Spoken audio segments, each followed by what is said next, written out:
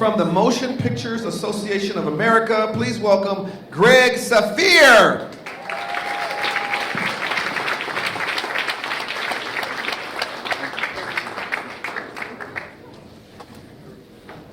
Hi, my name is Greg Safir with the Motion Picture Association of America, and I have the honor of building on Congressman Cardenas' comments about media ownership earlier, and have the pleasure of introducing the winner of this year's Media Ownership Award, one of the best filmmakers in the world, Robert Rodriguez.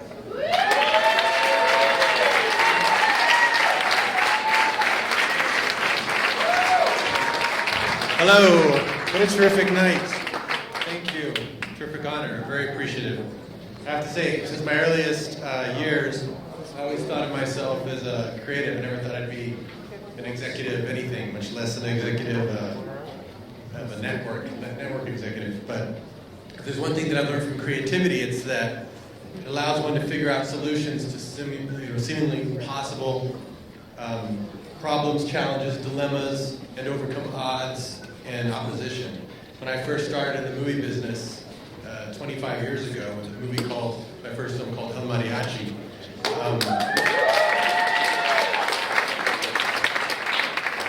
And that movie actually got in the Guinness Book of World Records as the lowest budget movie ever released by a major studio.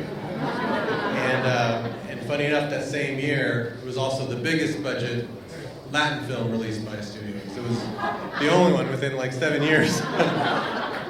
And back then, there was really no opportunity for Latin actors in Hollywood. I found that so shocking and surprising because I went to make the sequel, Desperado. There weren't any bankable stars that were Latin because they weren't given opportunity to ever become stars. And so my creative solution at the time was to write even more Latino-centric movies so that I could create my own Latin star systems. For Desperado, I brought Antonio from Spain. I discovered Salma Hayek. I pulled Cheech out of retirement. I put Danny Trejo in every movie I made until he finally could star in his own movie called Machete, where Robert De Niro was finally his co-star.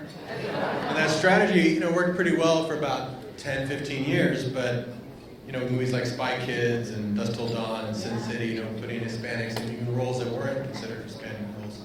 But my plan kind of lacked scope because the fundamental problem still existed, and it became clear that there was just still not enough Latin talent behind the camera, writing roles and creating, writers and directors creating these roles that people could not only star in, but where we could create the cultural shift and change that was needed. So I had to get creative again.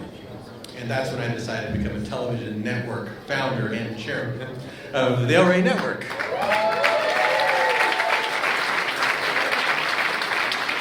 And to bring creativity to that job so that from the ground up we could build the channel the right way, where diverse filmmakers would be given a voice, cultivating the next generation of talent, young creatives who are writing their own scripts, telling their own stories, and leading the way for a new inclusive future in the media.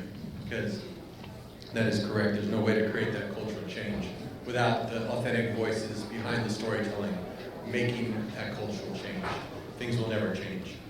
There's still a long way to go, but I want to thank you for your support, constant support. Ever since I first came to DC with the idea of the El Rey Network, there's been nothing but support. And I'll take this as less as an award and more of a challenge to work harder, to inspire many more to do the same through the network. So with creativity, we can create the cultural change this country desperately needs. Yeah.